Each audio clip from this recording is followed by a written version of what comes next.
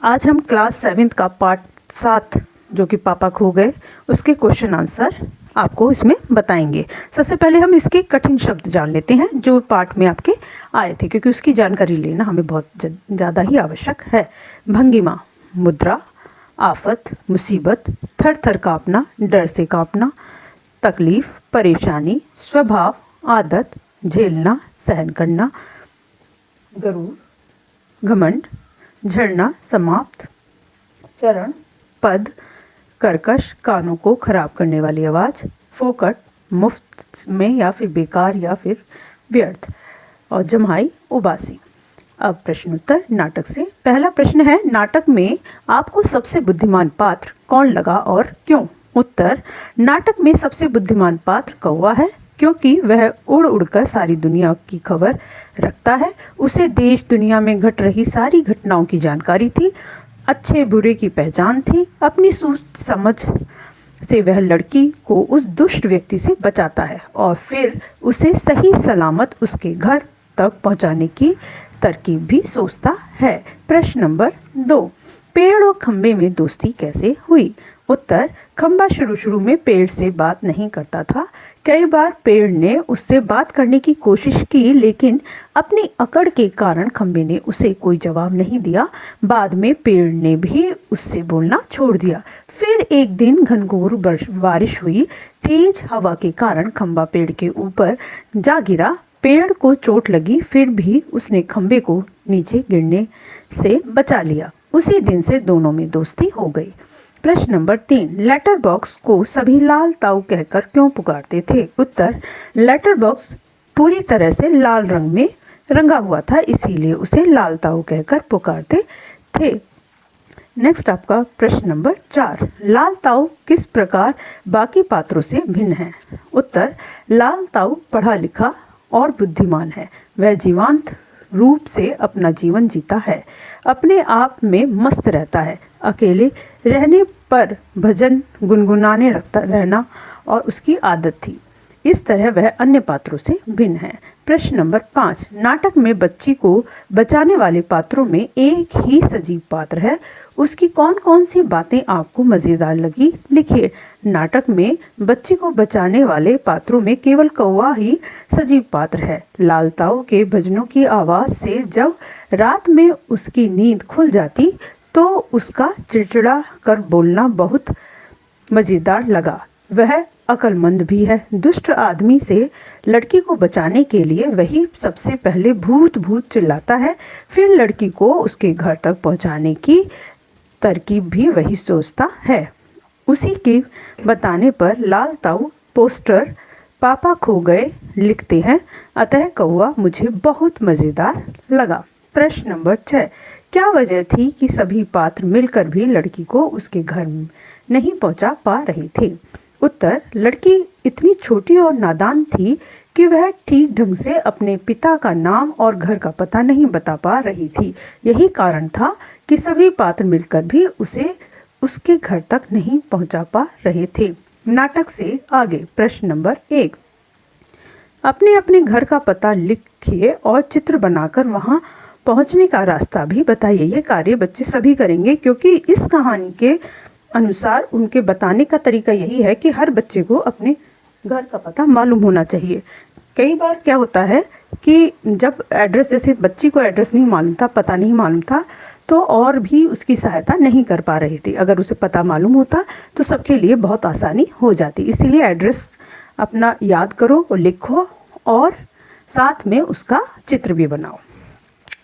प्रश्न नंबर 2, मराठी में अनुदित इस नाटक का शीर्षक पापा खो गए क्यों रखा गया होगा? अगर आपके मन में कोई दूसरा शीर्षक हो तो सुझाइए और साथ में कारण भी बताइए। उत्तर, इस नाटक का शीर्षक पापा खो गए इसलिए रखा गया है क्योंकि नाटक में लड़की के पिता के संबंध में किसी को जानकारी नहीं थी। पोस्टर पर लिखी यह सूचना पढ़कर पुलिस लड़की के पिता का पता लगाती और उसे उसके पास पहुंचा देती। इस नाटक का अन्य शीर्षक हो सकता था कि बच्ची खो गई, क्योंकि नाटक में पापा नहीं है, बच्ची ही खोई थी और उसे अपने घर का पता तक नहीं मालूम था।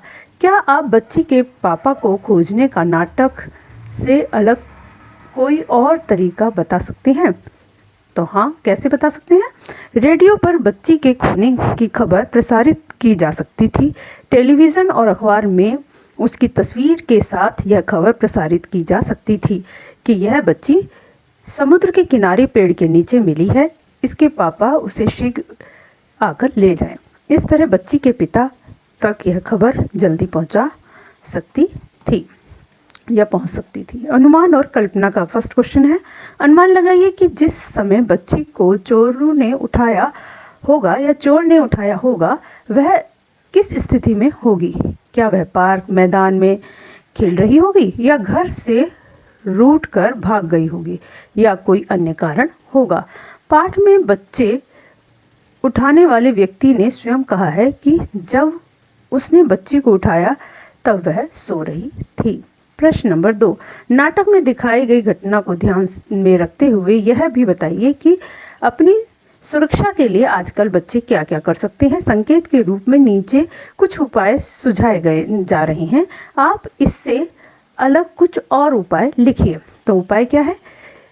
समूह में चलना, समूह यानी ग्रुप बनाकर एकजुट होकर बच्चा उठाने वालों या ऐसी घटनाओं का विरोध करना।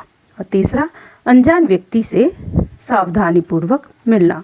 अन्य उपाय भी हम क्या कर सकते हैं? अपने पिता का नाम, घर का पता और फ़ोन नंबर याद रखना। खेलते हुए गेंद अगर किसी झाड़ी या सुनसान स्थान पर चली जाए तो वहां अकेले ना जाना। अपने आसपास आ जा रहे लोगों का ध्यान रखना, एकदम बेखबर न रहना।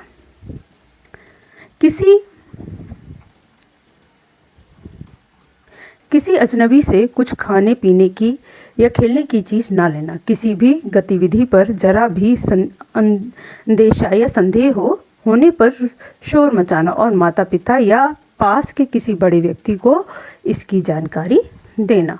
अब है भाषा की बात। पहला क्वेश्चन, आपने देखा होगा कि नाटक के बीच बीच में कुछ निर्देश दिए गए हैं। ऐसे निर्देशों से नाटक के दृश्य स्पष्ट होते हैं जिन्हें नाटक खेलते हुए मंच पर दिखाया जाता है, जैसे सड़क, रात का समय, दूर कहीं कुत्ते के भौंकने की आवाज़ आदि। आपको रात का दृश्य मंच पर दिखाना हो तो क्या क्या करेंगे, सोचकर लिखिए। तो हम क्या क्या कर सकते हैं? मंच पर हल्की नीली रोशनी, दूर कहीं टिमटिमाते बल्ब की रोशनी, हवा की सनसनाहट, झिंगुर की आवाज़ और रह रहकर सियार के बोलने की आवाज़ भी उत्पन्न की जा सकती है। प्रश्न नंबर 2, पाठ को पढ़ते हुए आपका ध्यान कई तरह के विराम चिन्ह की ओर गया होगा। नीचे दिए गए अंश में से विराम चिन्हों को हटा दिया गया है। ध्यानपूर्वक पढ़िए और उपयुक्त चिन्ह लगाइए। जैसे कि ये आपका एक पैराग्राफ है, इसमें बता रखा है, इसमें दे रखा है, मुझ पर भी एक रात आसमान से गड़गड़ाती बिजली आकर पड़ी थी। तो यहाँ क्या आएगा? पूर्ण विराम। देखिए इसमें दे रखा है, अरे बाप रे, अरे कोमा, क्योंकि हम ब्रेक लेते हैं बोलने में, फिर बाप रे विस्मय बोधक चिन्ह लगाना है। इसको हम विस्मय बोधक चिन्ह कहते हैं, क्योंकि विस्मय यानी आश्चर्य, और हम आश्चर्य किसी में भी कर सकते हैं, सुख में भी, दुख में भी, इसलिए इसको हम यूज़ करते हैं। अरे, हम आश्चर्य में आए ना, अरे बाप रे, वो बिजली थी या तू आफत, इस पर भी हम ब्रेक लेंगे। तो यहाँ भी अचंभे में है, तो इसलिए विस्मय बोधक। याद आते ही अब भी दिल धक धक करने लगता है, और बिजली जहाँ गिरती थी वहाँ खड्डा कितना गहरा पड़ गया था। यहाँ हमारा सेंटेंस कंप्लीट। तो पूर्ण विराम। खंबे महाराज, तो इसमें हम लोग इसमें विस्मय बोधक चिन्ह। अब जब कभी बारिश होती है तो मुझे उस रात की याद हो आती है, क्योंकि वाक्य कंप्लीट नहीं हुआ इसलिए हमने कॉमा लगाया है। अंग थर थर कांपने लगता है। प्रश्न नंबर 3, आसपास की निर्जीव चीज़ों को ध्यान में रखकर कुछ संवाद लिखिए। जैसे चौक का ब्लैक बोर्ड से संवाद, कलम का कॉपी से संवाद, खिड़की का दरवाजे से संवाद। तो हमें संवाद लेखन यानी डायलॉग हमें लिखने हैं कि एक दूसरे से वो डायलॉग रूप में बात कर रहे हैं। तो संवाद लेखन आपकी सिलेबस में है, और इस सिलेबस को इसको हमें ध्यान से करना है, क्योंकि संवाद लेखन किसी भी रूप में आ सकता है। जैसे चौक और ब्लैक बोर्ड एक दूसरे से बात कर रहे हैं। चौक बोलता है, आह, यह जीवन भी कोई जीवन है। ब्लैक बोर्ड, क्या हुआ चौक भाई? चौक, क्या पूछते हो, देखते नहीं कितनी बेदर्दी से मुझे घिसा गया है। सुबह तक मैं ठीक ठाक था, दोपहर तक आधा भी नहीं रहा। ब्लैक बोर्ड, ऐसा क्यों सोचते हो? तुम्हें तो खुश होना चाहिए कि तुम्हारे माध्यम से बच्चों को शिक्षित किया जा रहा है। चौक, मुझे अपनी तबाही पर रोना आ रहा है। और तुम खुशी की बात कह रहे हो? ब्लैक बोर्ड, हाँ भाई, जरा सोचो, यदि तुम ना रहो तो शिक्षक बच्चों को अच्छी तरह कैसे समझा सकेंगे? चौक, रहने दो, यह महानता की बातें। वैसे भी मुझे तुम्हें क्या फर्क पड़ता है? दर्द तो मुझे सहना पड़ रहा है, मुझे हो रहा है। तो अब नेक्स्ट जो आपका संवाद है, इसी को हम कंटिन्यू करने हैं। ब्लैक बोर्ड, ऐसा मत कहो, तुम्हारा दर्द तो 1-2 दिन का है, पर मैं तो बरसों से ये अपने ऊपर असंख्य शब्दों के उकेरे जाने का दर्द सहता आ रहा हूँ। चौक, फिर भी तुम्हें कोई शिकायत नहीं? ब्लैक बोर्ड, नहीं, क्योंकि मुझे अपना महत्व पता है। मैं जानता हूँ मुझ पर लिखे गए ये शब्द कितने बच्चों के जीवन में ज्ञान की रोशनी फैलाते हैं। जब ये बातें सोचता हूँ तो मुझे अपने ब्लैक बोर्ड होने पर गर्व होता है। चौक, शायद तुम ठीक ही कहते हो, मैंने भी कभी यह इस तरह नहीं सोचा। सचमुच हमें खुद पर नाज होना चाहिए। हम ज्ञान के प्रसार में अपनी इतनी महत्वपूर्ण भूमिका निभाते हैं। तुम्हारी बात सुनकर दर्द कम हो गया। अब तो नेकी की इस राह में खुद को निछावर कर देने की इच्छा होती है। अब आपका दूसरा संवाद दे रखा था कलम और कॉपी का संवाद। तो कलम और कॉपी से संवाद जो हुआ था, कॉपी, उफ, ये क्या किया? कलम, माफ करना बहन। कॉपी, देखकर नहीं चल सकते, सारे पन्ना खराब कर दिया। कलम, मेरी गलती नहीं है बहन, मुझे ऐसे चलाया गया है कि स्याही फैल गई। कॉपी, स्याही तुम्हारी है और गलती चलाने वाले की। कितनी हिफाजत से रखा था खुद को, सब बेकार कर दिया। कलम, मेरी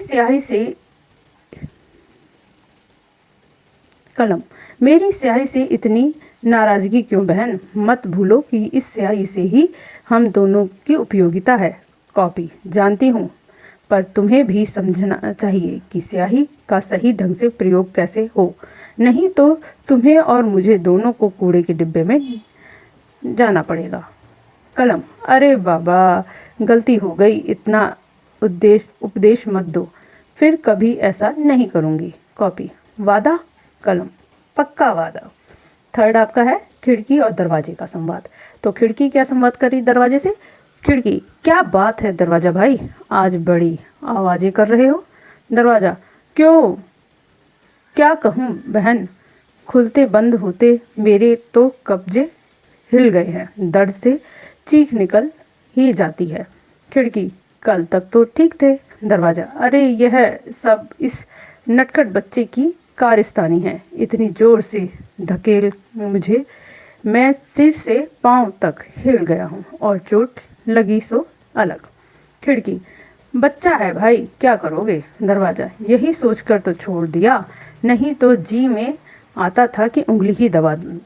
खिड़की, हाँ हाँ, बच्चे की उंगली दबा लेने से क्या तुम्हारा दर्द कम हो जाता है भैया?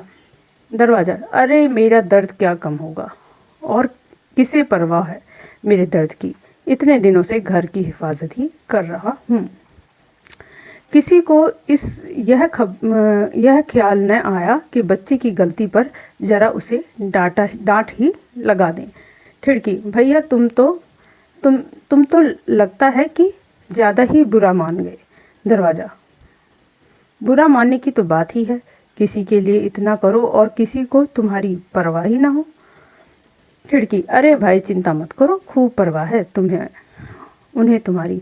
क्या वे नहीं जानते कि तुम्हारे न रहने पर उन्हें क्या खतरा है? देखना शाम तक वे तुम्हें ठीक ही करने की कोशिश करेंगे या ठीक ही करने की कोई ना कोई व्यवस्था जरूर करेंगे। दरवाजा, भगवान करे बहन ऐसा ही हो, मेरी तो जान निकली जा रही है दर्द से।